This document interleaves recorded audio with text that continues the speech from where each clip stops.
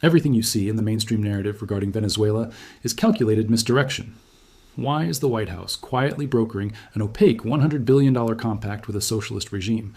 This is not diplomacy. It is a desperate existential bailout designed solely to prop up the American dollar. The Federal Reserve understands the inescapable truth. The petrodollar architecture is undergoing terminal decay, and Caracas's oil is the last remaining structural hedge against the coming global sovereign reset. Welcome to Macro Threshold. We are here to expose the lie. They want you distracted. They want you arguing over partisan morality plays, fighting over cultural flashpoints engineered specifically to consume your attention and your emotional energy. While the media machine is focused on the theatrical display of democracy and morality, look closely at what the Treasury is actually doing. They are not focused on freedom. They are focused on survival. They are printing the bribe, preparing the quiet, massive transfer of wealth required to buy time. Because time, for the American financial empire, is the scarcest commodity left. The true geopolitical game is never played on cable news. It is played in the hidden backrooms of central banks and sovereign wealth funds. The sudden, drastic pivot toward the Maduro regime is the ultimate tell. It confirms that the system is broken beyond repair, and that the architects of the global order are panicking. Their immediate priority is not regime change or human rights. It is finding a cheap, reliable source of hydrocarbon energy that can momentarily lower domestic inflation metrics just long enough to drag the current administration past the next election cycle. This is the definition of political expediency overriding economic stability. We must understand the petrodollar not as a resilient system, but as a memory, a ghost haunting the global financial markets.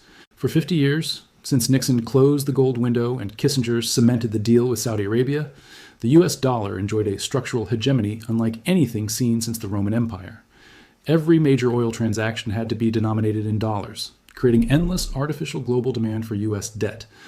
But that era is over. It didn't fade away. It was killed by a self-inflicted wound. When the West chose to weaponize the dollar against Russia following the invasion of Ukraine, freezing over $300 billion in Russian foreign exchange reserves, they sent a signal far more potent than any bomb. Your wealth is not safe here. Trust was shattered instantly. Sanctions were meant to punish Moscow, but they functioned as an accelerated death sentence for the dollar's global dominance. The response from every non-aligned nation was immediate and predictable. They began the process of de-risking from the dollar system, accelerating bilateral trade agreements in local currencies, and stockpiling physical gold at an unprecedented rate. This is why the system is now a zombie. It walks, it continues to process trillions in transactions daily, but structurally, it is already dead. The vital organ, global trust, and mandatory dollar usage has been removed. The desperation in Washington, evidenced by this sudden morally inconsistent pivot toward Nicolas Maduro's regime, is the desperate attempt to stitch a rotting limb back onto the body. They are using Venezuela's heavy crude, which is expensive and difficult to refine but politically available, as a temporary fix, a structural hedge against an oil price spike that would confirm the dollar's immediate collapse. They need Venezuela because Saudi Arabia and the UAE are already looking east, integrating into the BRICS architecture, refusing to take the phone calls that once commanded their obedience. To understand this moment, we must reject the notion of American exceptionalism and recognize the historical pattern. Every dying empire follows the exact same script. The method changes, but the end game is identical. The debasement of currency to finance unsustainable commitments, followed by alliances of convenience with former enemies to sustain the illusion of strength. Look back to the three great collapses. First, Rome. When the imperial coffers ran dry and the legions needed paying, they systematically mixed copper into the silver coinage, the denarius, reducing its intrinsic value while maintaining its face value. Debasement. The currency became worthless, trust vanished, and the empire fragmented. Second, Weimar Germany in the 1920s. Unable to pay devastating war reparations, the government simply printed paper money into oblivion, generating hyperinflation so severe that wheelbarrows of cash were required to buy a loaf of bread, a desperate attempt to inflate away debt. Third, and perhaps the most chilling parallel, is the US today. Instead of directly mixing metals or running the physical printing press until it explodes, we are engaged in the most insidious form of debasement, the geopolitical suicide pact.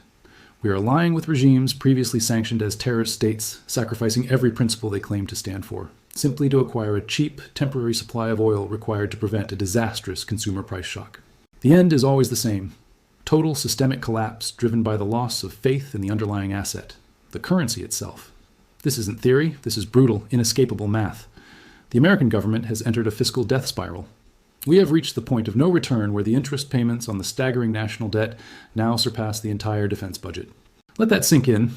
We spend more money simply servicing the interest on debt accumulated from past promises than we spend on maintaining the most powerful military machine in history. This mathematical imbalance means that the system must inflate or collapse. There is no middle ground. Every decision made by the Treasury and the Fed is driven by this single imperative. Keep inflation high enough to devalue the debt over time, but low enough to prevent social and economic revolt before the next election. This brings us back to Venezuela and the massive pivot of interest. The deep state narrative claims China is the one trying to steal the resources of South America. That is a distraction. The truth is that the United States is desperately trying to steal Venezuela back. Why? Because the inflationary fire requires constant fuel, and cheap oil is the most effective way to lower the consumer price index. If the price of gasoline and energy falls just slightly, the headline inflation numbers look manageable, giving the illusion of financial control. China doesn't need to engage in complex negotiations. They are playing the long game, building infrastructure and accepting local currencies. The U.S. needs a quick fix, an emergency supply line to keep the engine of consumer spending from seizing up. The $100 billion compact, which is likely structured as a debt-for-oil swap, is nothing more than a desperate emergency siphon. They are not investing in Venezuela's future. They are looting its immediate production capacity to postpone the inevitable reckoning at home. If you don't see the move on the board, you are just a pawn in the game. This is the macro threshold. The tragic irony of the Venezuela deal is that it is structurally guaranteed to fail. It is a temporary patch on a systemic fracture. When the oil supply stabilizes prices momentarily, the underlying fiscal reality of the U.S. debt will reassert itself. Inflation is not defeated. It is simply waiting for the next geopolitical shock or the next round of unfunded government spending, both of which are inevitable. When inflation returns, and it will, the architects of global finance will not try to fix the money. They will try to lock your money. This is the critical threshold. The petrodollar architecture is no longer a functioning mechanism. It is merely a collective memory maintained through inertia and massive military overhang. Sanctions against Russia were supposed to cripple Moscow, but instead, they were the self-inflicted wound that executed the petrodollar. By freezing the foreign reserves of a major sovereign power, the West taught every other nation, from Riyadh to Brasilia, that U.S. assets are weaponizable and thus fundamentally unsafe.